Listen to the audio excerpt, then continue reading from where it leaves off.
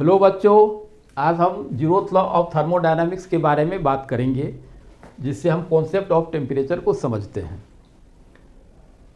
तो मेरा नाम है केडी यादव और आप देख रहे हैं अपना प्यारा channel केडीज classroom.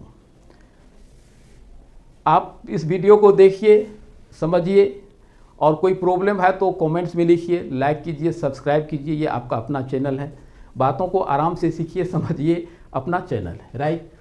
Zeroth law of thermodynamics, concept of temperature, ये लॉ हमें टेम्परेचर के कॉन्सेप्ट को बताता है। इसका नाम जीरोथ लॉ क्यों पड़ा? तो बच्चों आप इस बात को समझिए कि जब जीरोथ लॉ आया तो इससे पहले ही फर्स्ट लॉ ऑफ थर्मोडायनामिक्स और second law of thermodynamics already established था।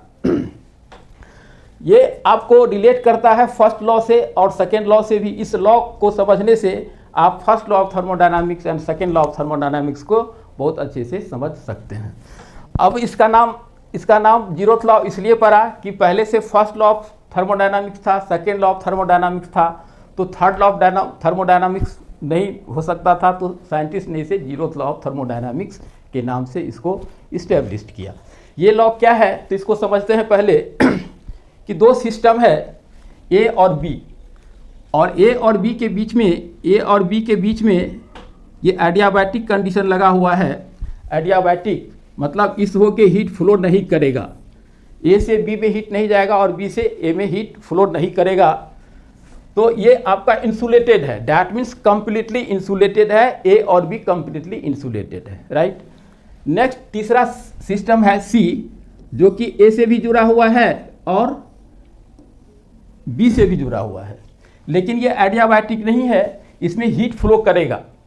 तो हीट फ्लो करेगा तो एक ऐसा कंडीशन आएगा कि ए और सी का हीट जो है ये आपका इक्वल हो जाएगा, और उसी तरह से सी और बी है तो इसमें भी हीट फ्लो हो रहा है। तो एक ऐसा कंडीशन आएगा, एक ऐसा सिचुएशन आएगा कि बी और सी का जो हीट है ये आपका इक्विलिब्रियम में हो जाएगा, मतलब बी और सी के बराबर हो गया, राइट। तो जीरोथ लॉ ऑफ थर्मोडायनामिक्स के अनुसार कि यदि ए सी के इक्विलिब्रियम में है और बी भी सी के इक्विलिब्रियम में है तो ए और बी इक्विलिब्रियम में होगा।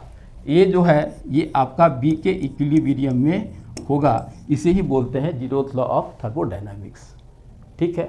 अब इसका थ्योरी वाला पोर्शन देखते हैं। थ्योरी वाला पोर्शन देखते हैं। When the thermodynamic system A and B are separated in thermal equilibrium with third thermodynamic system C, then the system A and B are in thermal equilibrium with each other। वही बात है जो अभी समझे हम लोग। नेक्स्ट इसका theory है the physical quantity that determines whether or not given system A is in thermal equilibrium with another system B is called temperature। Obviously temperature के कॉन्सेप्ट को बताता है। Equality of temperature is the only condition, temperature का equal होना condition है for the thermodynamic system to be in thermal equilibrium.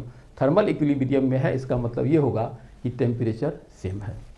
तो इस तरह से आप इसको देखिए, समझिए। प्रॉब्लम है तो आप कमेंट्स में लिखिए, चैनल को लाइक कीजिए, सब्सक्राइब कीजिए। Thank you.